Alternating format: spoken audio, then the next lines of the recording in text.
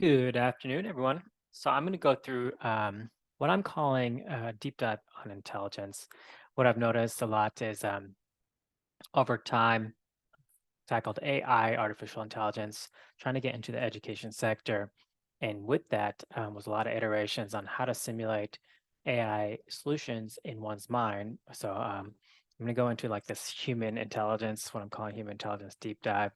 And what I'll do from here is kind of explain the background. That way I can share with others broadly. This is no attempt to get funds or do any kind of coaching or any kind of spiritual guidance. This is more to share like how I view the world. And I think it's great that everyone in this environment with manifestation, all these other things, are actually sharing their opinions on how their mind works. And so this is really a deep dive on the human mind, intelligence overall, and how we can use other tools outside of peripheral, such as AI, to help increase and generate more awareness and consciousness in the human intelligence arena. So let me go ahead and share my screen. All right, to begin with, let's see if this is good. Okay, it looks like my screen sharing. So there's a symbol and ancient geometry, and it really pegs the Holy Trinity and other ideas of what this means to society. Traditionally, you have man, woman, child relationship. So there's a very much a child, and I put it at the top of this circle. Um, and then a community around that, right? Whether it's global. What I find interesting is if you deep dive in your mind and try to simplify the way you are into the world, whether it's three principles that are guiding you personally, but just simplify how you are to your family, work, friends, and try to be one thing. When that happens, there's a lot of cognition, what I call like opening up that happens. This feeling of divine connection with source, whatever you want to call it for yourself. But I will go into how this all started. So I was doing a deep dive on AI initially, and then what I realized is we need to be grounded with human intelligence. So we got human intelligence, artificial intelligence, technologies, I call it, and then spiritual intelligence. Why this is so critical at this point of time is because unless grounded with solutions that are not designed to literally get rid of human cost structure, but more adding value to society, um, it's very easy to like lay off a third of your workforce, right? You're starting to see this in big technology companies. So a little bit of spiritual grounding for the first time is so important, just even principles to live by, right? That we are using these tools for serving humanity, hopefully, and that we're not using these primarily to get rid of jobs, because then it becomes a big, big reskilling effort in society. So, as mentioned, I'm really just looking at accelerating human intelligence. This logo came from eXeL AI, the first initiative I started back in 2020, before ChatGPT was really big. So in the middle is a flower of life. And why I like this symbol is overlapping circles here. And what you can see here is there's 19 circles in this hexagonal pattern. But what's cool about this is as awareness grows and starts with one single point, we individually have the ability to not only align our mindset internally for internal peace, but to help spark that curiosity grow and expand within others and our immediate networks, our friends, our family. I'm in Austin, Texas, and there's a big spiritual community conscious raising activity going on right now, just like subconsciously and consciously as others dig deep into their past and address things they want to go into in the future. All right. I also have this accelerating spiritual intelligence. I put the holy kind of the Trinity logo there, but this is really just, you know, as all these different religious constructs and even non-religious constructs come into fruition, tying into source, God, whatever your source of inspiration to live a embodied individual and live your best, higher purpose self. I think it's so critical we simplify ourselves and interacting, because what that does is it expands our mind into being grounded and open up new neural pathways so we can actually make decisions on grounded connection versus fears and some that are sometimes based off desire for control. Then I have the initial initiative we launched in eXeL AI from 2020. We started, a lot of people were displaced from COVID. We started this effort in a small LLC at the time. This has since grown a little bigger where we have partnerships. But yeah, so all this is designed at the end of the day to focus on these three intelligence areas, as mentioned earlier, starting with human intelligence, artificial intelligence, spiritual intelligence. So I'm going to go into a human intelligence aspect. And what I discuss here is more around just understanding one's background, traumas, if you do have them, or even just big biases that occur in your mind. So as we learn to let go over time, what I find is three big trauma areas around love or unconditional and conditional love, loss, loss of life, loss of love early on, especially security, so safety and security. So if one has had that threatened as a kid, it's very hard to make these judgment decisions, and very easily, very easy for an individual to have almost like this biased, anxious attachment style, or even avoidant attachment style when we don't address these things early on. And our subconscious will literally go and deep dive on these areas until we master them. So think about this: is we will drive, or our subconscious will drive our behaviors, especially with trauma around these big focus areas. Now, these aren't all comprehensive, but the big three that I've touched base with about probably 500,000 people. Um, and so on that, let's deep dive in this created document I actually wrote with AI tools based off of all my learnings from Unleash movement here in Austin, where they address letting go, being you, being free, various deep dives, including shrooms as well as ayahuasca in Colombia. And all of these things just help you understand your mind, right? So with that, I will go into this document here. And so I developed this with the ability to actually write this is for a high school assignment from a New York group I'm working with right now. But how do we use the understanding of these areas, because we cannot master what we are aware of. And so as we understand traumas or biases that are focused on loss, love, and security, you know, we get to master our energy levels. And with that becomes lesson reaction and standing by from an observer standpoint when even people make comments around us, and let our minds actually problem solve and look at an object from various angles so we don't react, but instead we can use that to take actions. So in a lot of these texts, including biblical references as well, how do we go from thought to voice to action, right? And the more we can react less, the more we can go into an action phase as soon as possible. That really strengthens the mind, right? So this is the original logo I had. But again, thinking about the areas around artificial intelligence, human intelligence, as well as spiritual intelligence, this is a deep dive on what I'm focusing on for now, which is human intelligence and how to unlock our mind. Books like Gene Keys do this really well. Explain that with every single strength. There's also a shadow frequency. And we ought to honor our past, honor our traumas, honor our dark sides of our mind, because sometimes it makes us the greatest at what we do. So honoring the past lets us focus on that beneficial superpower we have, um, with it. What Gene Keys calls cities or gifts, or just positive attributes of one's trauma, or Gene Keys in their case, they call it for their 64 Gene Keys they mentioned. So this exercise, I'm just going to go to high level. Um, as we understand loss, I'll go ahead and read this out, but trauma leaves a mark of emptiness in its wake, echoing with the pain of loss. Loss isn't just about saying goodbye to someone, it's also about losing dreams, trust, and the feeling of innocence. People of all ages, including students, often grapple with deep sadness, sometimes not really understood where it comes from. But there's something powerful that can help heal these wounds: unconditional love, which comes from our inner wisdom. Choosing unconditional love helps us see the beauty in things changing and makes us stronger. We can start by doing activities like writing in a journal to explore different layers of our feelings about loss.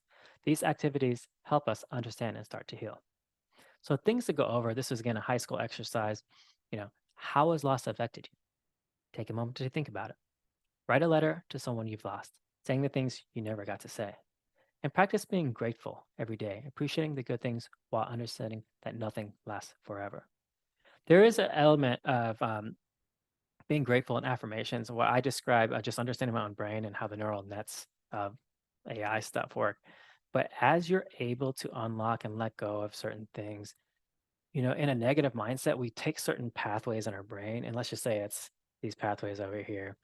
And what happens is, we tend to go through those brain thought processes, which biases our thought patterns and behaviors, especially if we have fears and control mechanisms built in those areas. But if we let go and just take this like super divine mindset of um, being grounded to source, being grounded to God, whatever your source of inspiration, um, divine masculine, divine feminine, holding all that in your mindset and then making decisions, it opens up the neural pathways. So that, like, imagine your brain cells and the flow of information is actually um, water valves turning on and off. So I'm a chemical engineer by trade. Now, if you turn off all those valves and just open three, and those are the negative path and thought processes around fear and control, it's very easy to see things in that light. If you were to open all those water valves, 20 of them, full open blast, let your neurons completely expand and use all your brain cognition to make sound judgment and decisions based off of, divine, masculine, feminine, or source in mind, it helps you better associate decision making to the actual source of the root cause of problems. And this can very much lead to like this kind of divine feeling, but also, that you are tied and making decisions that are mind and heart connected, what I call conscious and subconscious connected, right? And so that's the element of loss I wanted to explore. There's more in the document. Feel free to go to that QR code, which I'll bring up again. And then I'll go into just the first part of this, which is love. So unconditional love, which is when you are loved unconditionally, regardless of what your path is, regardless of what you're doing with your parents, for instance, regardless of what you are, like we are here to learn and embody and master certain things over time. So unconditional love, the purest form of inner wisdom, goes beyond limits. Trauma, though, can mix up love with conditions, making us feel dependent, possessive, and afraid. Untangling the difference between unconditional and conditional love leads us to something amazing. For both students and adults, growing unconditionally love inside of them brings self acceptance, which shines through in how they treat others. Learning to tell apart conditional love helps break through from hurtful emotional ties. So, questions, activities. How is unconditional love different from conditional love? Think about times when you felt these. Every day, show yourself kindness no matter how things are going. When talking, try understanding and being kind instead of judging. So that's a high level, but I will say again, with the unconditional love mindset, you will see others as yourself, and everyone can just be a mirror and reflect positivity or negativity into you. And it's up to you to control the reaction. So a lot of times we see something we don't like because we don't like that about ourselves, right? I, I, you know, um, ask you try to stay silent and just see how you feel. Because if you love yourself unconditionally, you're not going to judge others. So if you judge others, you're kind of judging a part of yourself. Similarly, if you love everyone unconditionally, all the trees, all the animals, bees, etc., you're choosing to love every element of yourself. And how cool is that? That was a big lesson I got from ayahuasca, actually, which is just a crazy experience, but your mind's just going about 100 processes a second, simulating all these things at once through what I call visualization of your subconscious. But like, what a powerful thing when you have this mindset that's positive and you master even something such as shrooms and ayahuasca, where you can control if things start going negative. It's like, oh, let me look at that from a different angle. Thank you for showing me this cool stuff. You don't have to have this, what people sometimes call a bad trip. You can actually choose to master that reaction and fill yourself with pure love and just watch that movie and see what you can learn and how you can improve in the future. All right. So security, this initially started as safety. And I mentioned security because actually my girlfriend, future wife to be. So Victoria and I were talking, and her and her daughter Anna were really saying, "Oh yeah, it sounds confusing with security or safety because it's almost like this feeling of being safe in your house." Well, security comes from being safe in the environment you're in, whether it's at work, are you secure? Are you at home with your parents? Are you secure? Are you threatened at any point in time where your safety and security are threatened? It's potentially dangerous to your ability to have your mind open up, learn fast, expand, look at things holistically without fear and control in mind. So it's hard to react with a positive nature. All right. So I'm going to go into security. In the haven of security, growth takes fruit and wounds find healing. But trauma can shatter this haven, leaving us feeling scared and exposed. Students and adults both need a place where security lets them explore and be themselves. Unconditionally love, a pure form of spiritual wisdom, strengthens this haven. By understanding where security comes from and building trust, we can become emotionally strong. Mindfulness exercises like mindful breathing and grounding help us feel secure and uh, safe and secure again. All right, questions and activities. What does security mean to you? Think about times when you felt safe and secure. Try mindful breathing or visualization when you feel stressed to help you feel grounded. And notice things that trigger uneasy feelings and see how they affect how secure you feel. Again, very key to children development, even adult performance, is the ability to feel safe and secure in the environment you're in. A lot of times parents are busy, right? And they don't have time for their children in a loving way to address and model and role model that behavior. Well, it can build up into storytelling with the kid, but also makes it where they feel a little secure and they have to listen and they can't explore and grow as into their adult selves, right?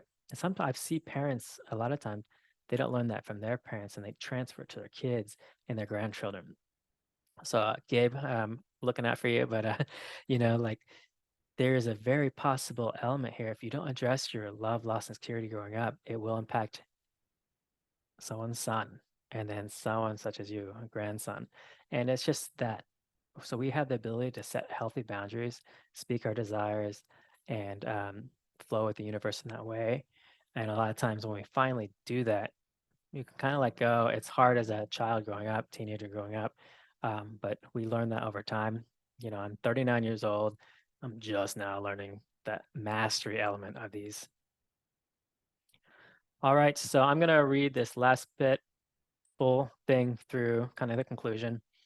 I love this because I took all my thoughts from like days and months of research and reading all these different books, and then I just basically said, "Hey, AI, summarize this based off my experience from Unleash, reading books, Gene Keys, ayahuasca, and shroom deep dives in Colombia." So um, this is it.